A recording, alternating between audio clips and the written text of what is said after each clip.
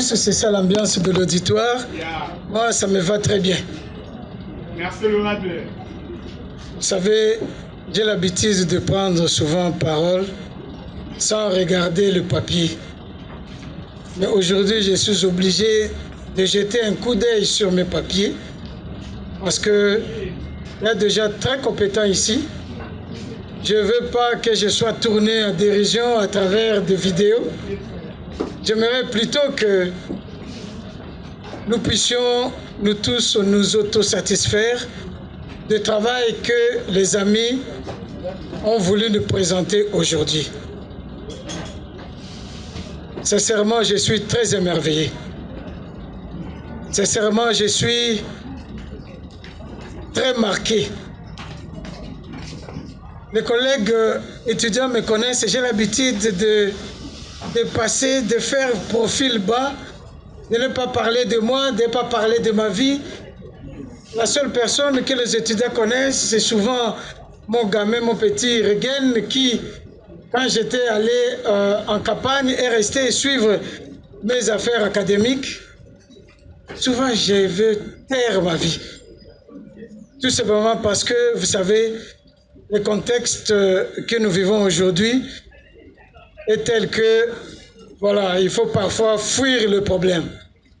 J'aime bien l'ambiance de notre auditoire, des amis, des amis très combatifs qui aiment bien ce qu'ils sont en train de faire.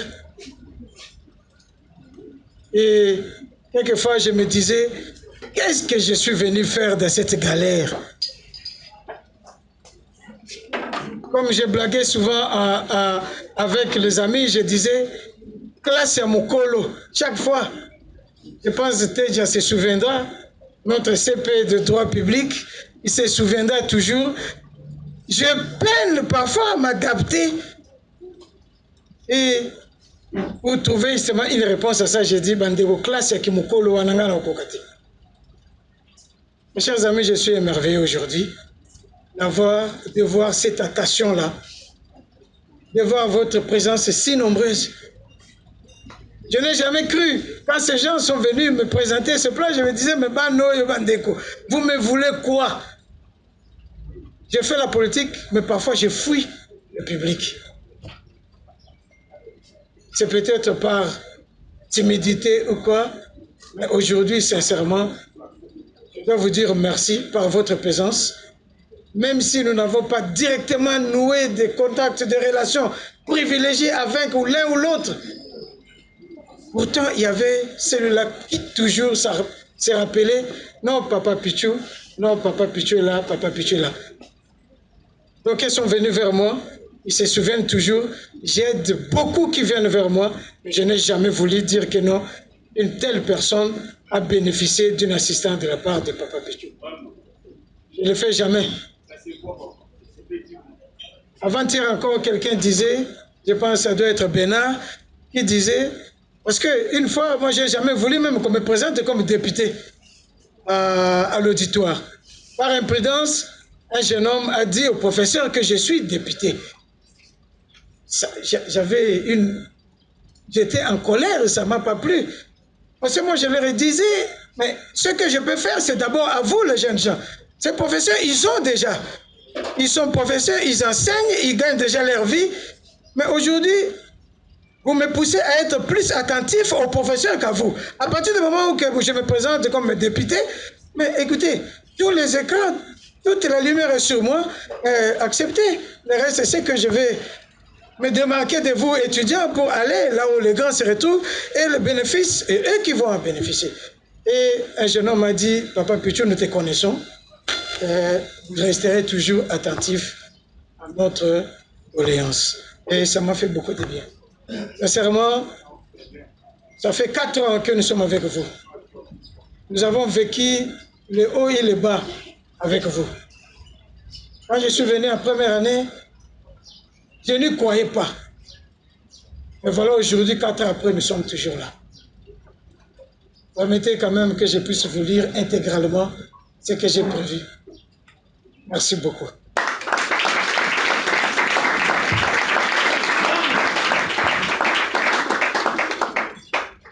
Honorables, Excellences, professeurs, assistants, personnel administratif, chers étudiants, chers invités, à vos titres et qualités respectifs. Notre vie est faite des impondérables que nous ne maîtrisons souvent pas.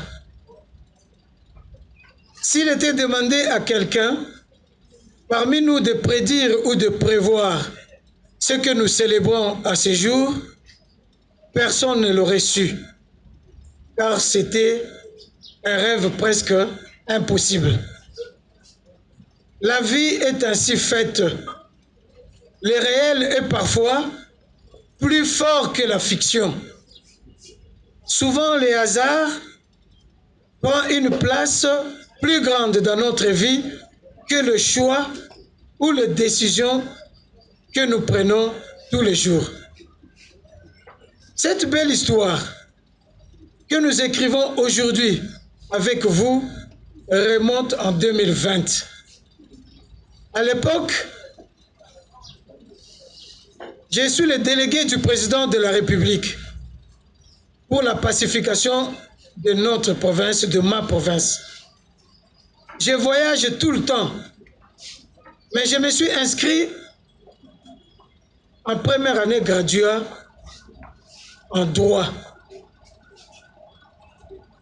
La motivation n'était certes pas d'être licencié un jour, puisque je l'étais déjà dans un autre domaine, mais d'apprendre le culte de l'effort à ma fille, étudiante à l'UPC en économie, mais qui éprouvait d'énormes difficultés pour réussir.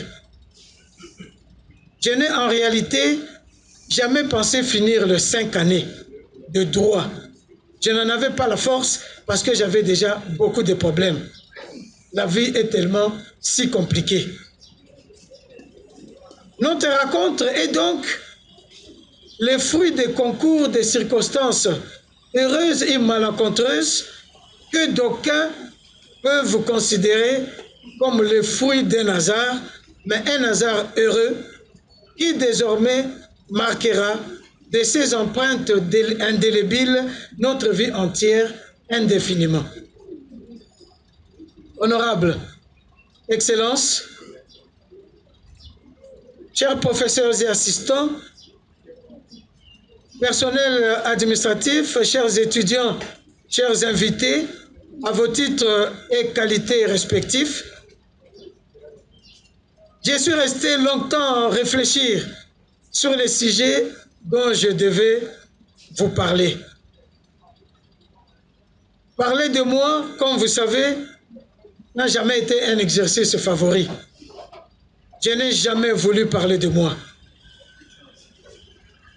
Vous parler politique serait quelque chose d'idéal, car le sujet tombe à point nommé. La raison de la rencontre ici, c'est la célébration de la victoire d'un élu légitime du peuple aux dernières élections législatives. Quoi de plus normal que de parler politique? Mais la politique à la congolaise finit souvent par les cultes de personnalité. Finit souvent aussi par la célébration de futilité, de grossièreté, à la place de l'évocation des valeurs et de l'idéologie. Le monde connaît aujourd'hui un vide idéologique et une dépréciation des valeurs. Les grandes idéologies sont mortes. Capitalisme, communisme, libéralisme, social-démocratie, ce qui peut être le socle de tout engagement politique, sont aujourd'hui de vases creux. On va à politique pour remplir ses poches. La politique sans idéologie est comme un homme seul qui crie dans le désert. Un auteur que j'affectionne beaucoup, Francis Fukuyama, disait dans son ouvrage La fin de l'histoire et le dernier homme, je cite, « La démocratie libérale stable ne peut venir au jour sans l'existence d'hommes politiques sages et efficaces qui comprennent l'art de la politique et sont capables de convertir les inclinations sous-jacentes des peuples en institutions politiques durables. » Comme vous avez compris, c'est une interpellation implacable aux hommes politiques.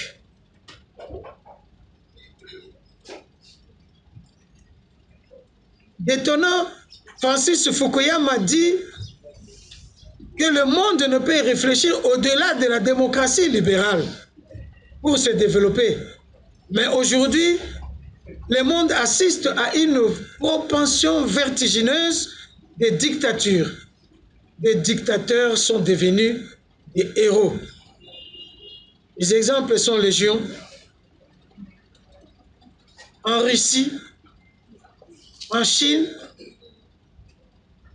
ou même aujourd'hui en Afrique occidentale, nos héros que nous sublimons aujourd'hui sont ceux-là qui ont eu accès au pouvoir par des procédures non démocratiques.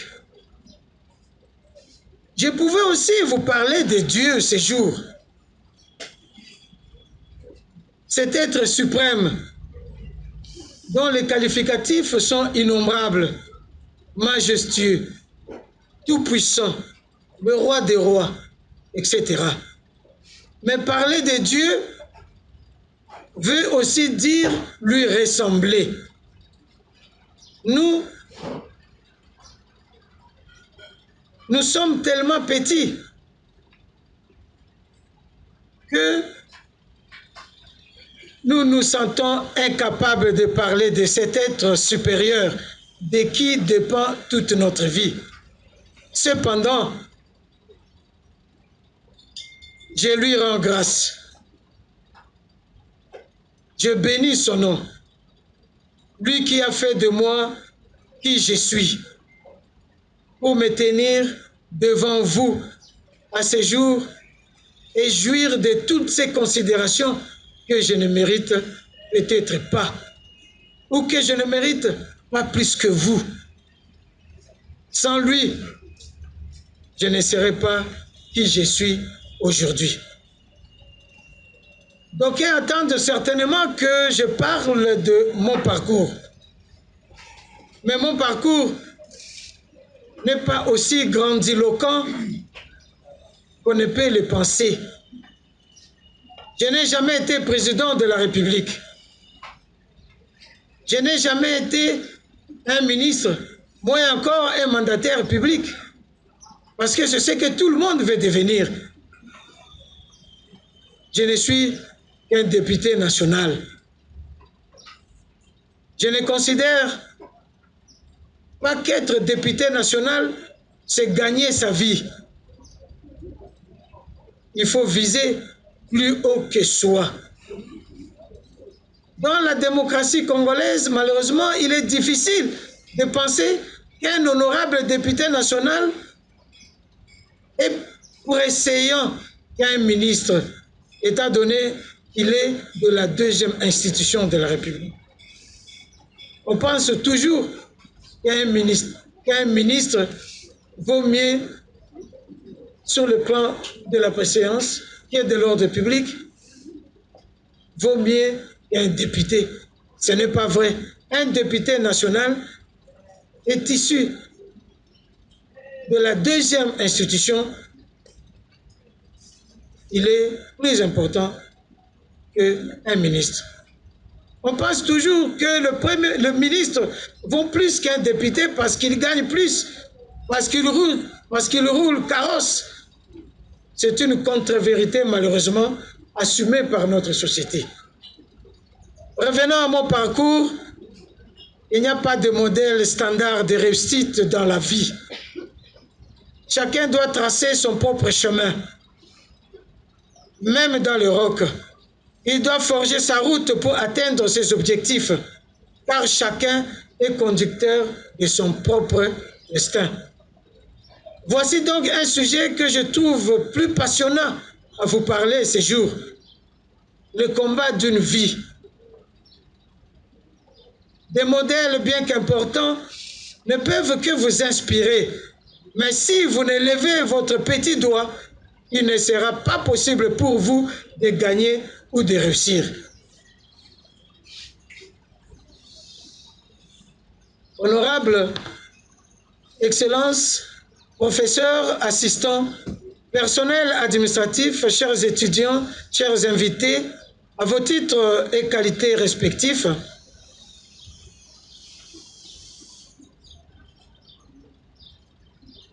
un bon nombre de modèles à travers le monde nous ont démontré les exemples de réussite au bout de l'effort. La conscience collective africaine ou mondiale nous a produit des référents politiques et historiques dont nous sommes souvent fiers sans comprendre pourtant les contours. Les archétypes sont souvent fonction de l'image que nous projetons de ces référents, selon nos propres sentiments et même selon l'intérêt à exploiter à travers l'image. Car chaque être humain a son côté sombre de lui que l'humanité répugne. Je prendrai l'exemple de 4 personnalités antinomiques à travers l'Afrique. Il s'agit de Muammar Kadhafi, de Nelson Mandela, de Patrice Emery Lumumba et de Barack Obama. Tout le monde veut quelque part ressembler à ce personnage. Mais parfois nous ignorons qu'est-ce que ces gens ont vécu pour devenir ce qu'ils sont devenus. Le premier a été un personnage controversé, adulé dans l'Afrique et dans son pays comme un dieu, mais peint comme un diable à l'Occident. Certes, son parcours a été émaillé de nombreuses contradictions, mais son peuple l'aimait et il a laissé un pays prospère pour faire de lui un panafricaniste convaincu et convaincant. Ce qui nous intéresse ici est son combat contre la domination, ce qui lui a valu même une mort pas digne par ses bourreaux. Le deuxième, je parle de Nelson Mandela, le deuxième donc est une icône, un monument, un symbole de la lutte contre la forme de déshumanisation la plus plate que l'humanité ait connue, qu'on appelle l'apartheid. Cela lui a valu 27 ans de prison. La prison a toujours été synonyme d'atroces souffrances. Difficile de s'y l'imaginer quand on ne l'a pas vécu. Nelson Mandela a fini par vaincre ses souffrances pour devenir président de son pays au bout d'une lutte de plusieurs années. Patrice Emery Lumumba, héros national, est le symbole de la lutte contre la colonisation de notre pays. C'est grâce à son combat que notre pays a accédé à l'indépendance nationale et internationale. Il en est mort, lui aussi, de manière cruelle. Son corps n'a jamais été retrouvé. Le dernier à évoquer, c'est Barack Obama. Né d'un père kenyan, il n'était pas prédestiné à devenir le premier président noir d'un pays majoritairement blanc. C'est au bout des sacrifices existentiels qu'il en est parvenu.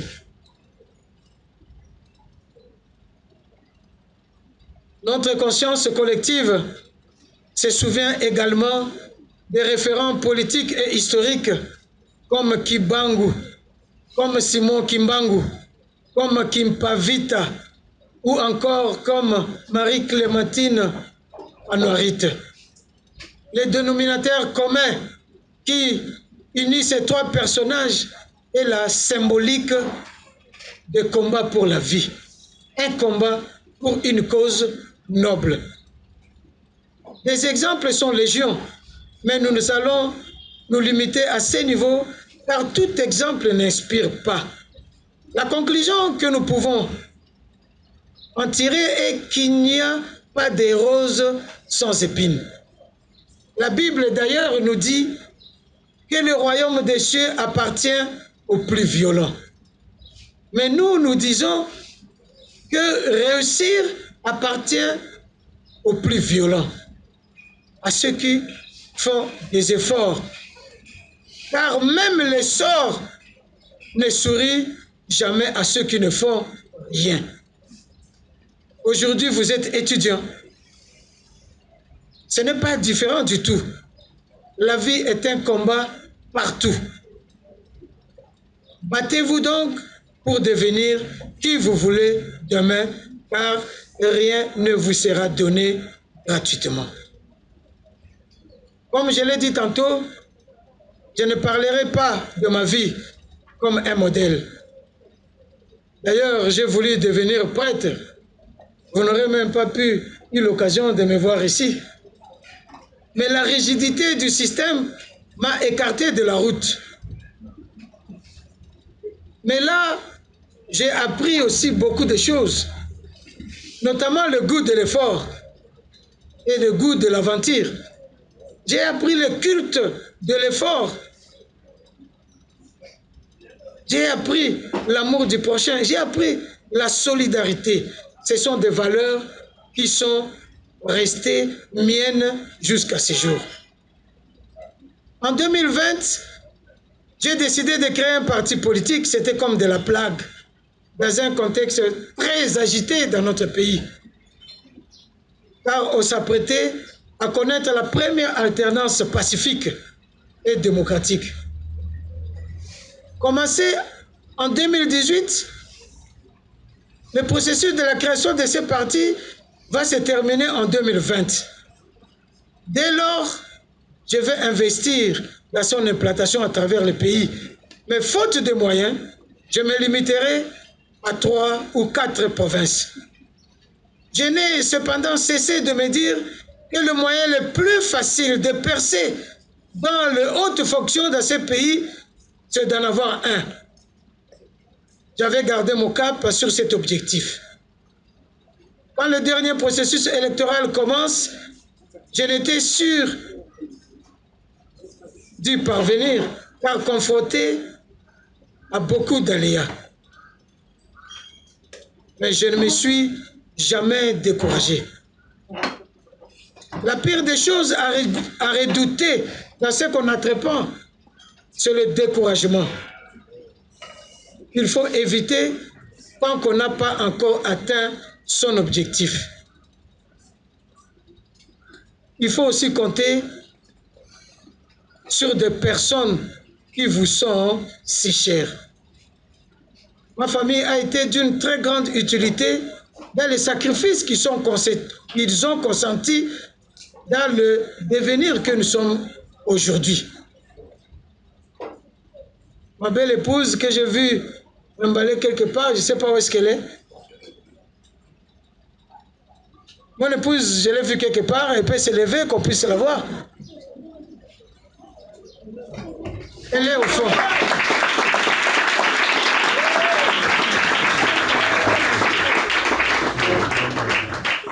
Il faut compter sur des personnes qui vous sont chères dans la vie. Des personnes qui comptent pour vous. C'est très important. Parfois, nous n'avons pas le sens de l'amitié. Les amitiés sont versées dans une telle vulgarité qu'on manque parfois. C'est précieux, cette précieuse richesse qui réside dans les relations que vous devez entretenir entre vous. j'ai compté sur beaucoup d'amis, j'ai compté sur beaucoup de personnes pour être qui nous sommes aujourd'hui. C'est faire élire député national est donc le fruit d'un effort inlassable et permanent. Il ne faut cesser de se réinventer tous les jours en fonction des obstacles qu'on rencontre, car il y a élection avant le vote, pendant le vote et après le vote jusqu'à la proclamation, la dernière proclamation. Je n'ai jamais été proclamé par la CENI, ni encore par la Cour constitutionnelle, mais la Cour constitutionnelle m'a proclamé après la rectification des erreurs matérielles. J'étais déjà élu dès la première proclamation par la CENI, mais les réalités ont fait que je n'étais pas proclamé. Mais je n'ai pas baissé les bras, j'ai continué jusqu'à ce que, au bout des efforts, ils se sont rendus compte que celui à qui on avait accordé le siège n'était pas le vrai élu. Et voilà, j'ai été proclamé en fait de compte. À chaque moment correspond une stratégie. Il faut rester flexible, ouvert à la réalité que peut dicter le terrain. Je n'ai pas de leçons à vous donner ici. Il faut juste rester lucide et droit dans ses bottes si on veut réaliser ses rêves.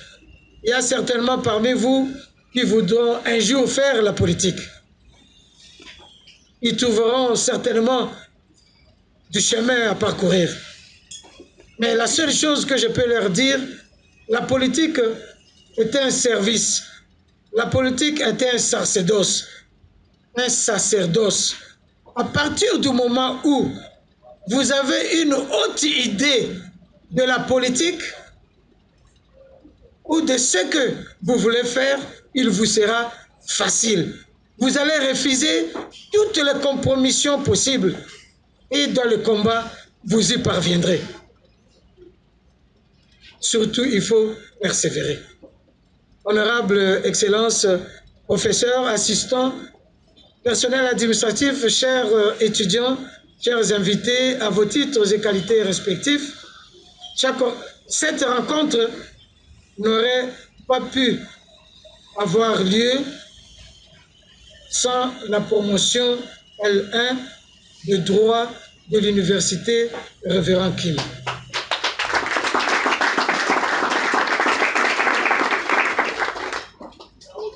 Après la proclamation du résultat, quelques étudiants sont venus m'adresser d'abord leurs vives félicitations.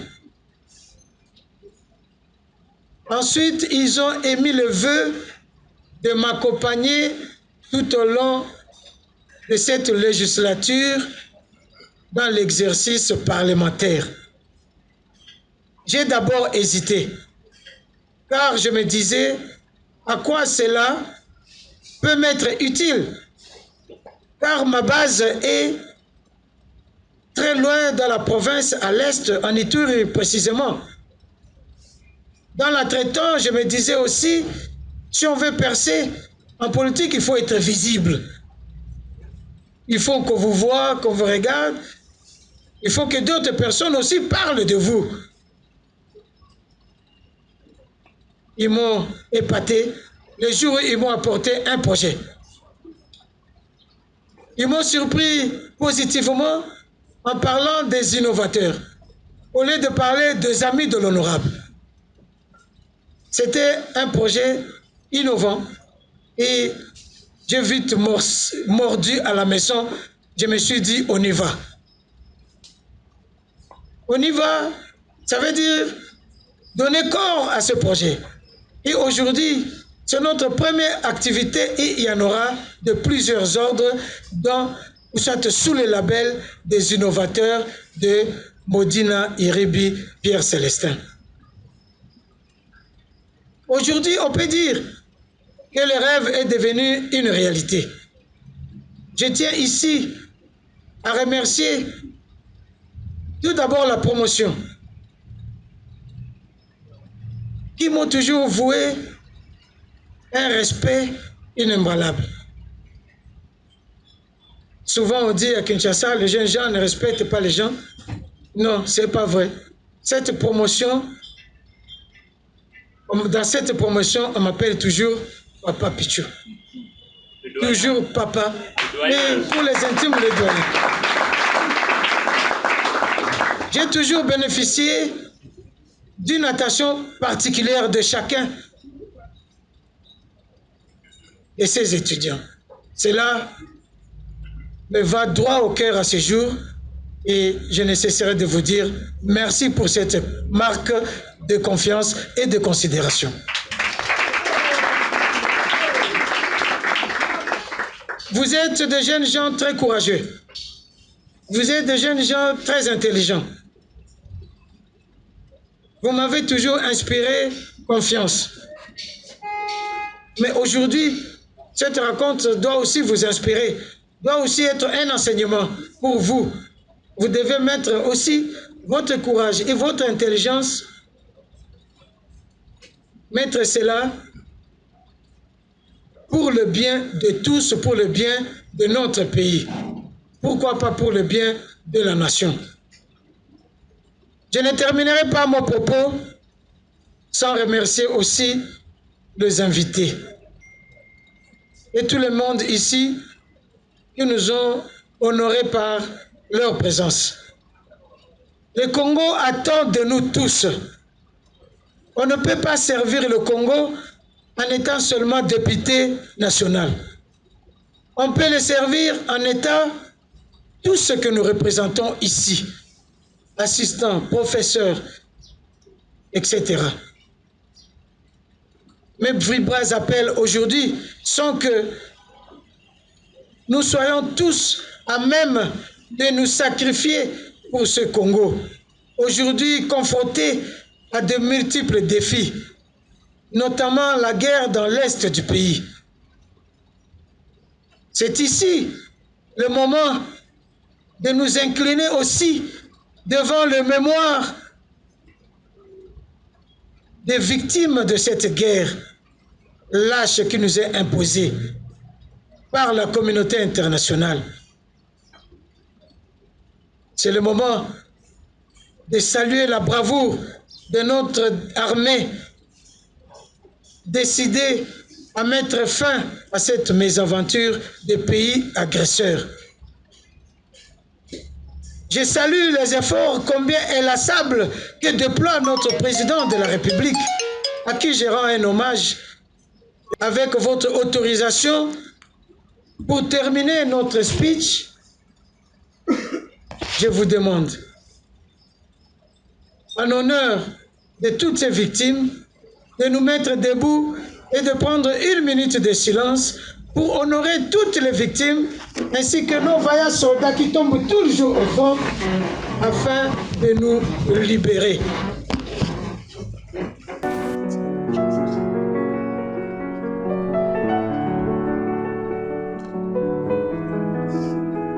Sur ces notes, nous voulons dire merci et nous vous remercions.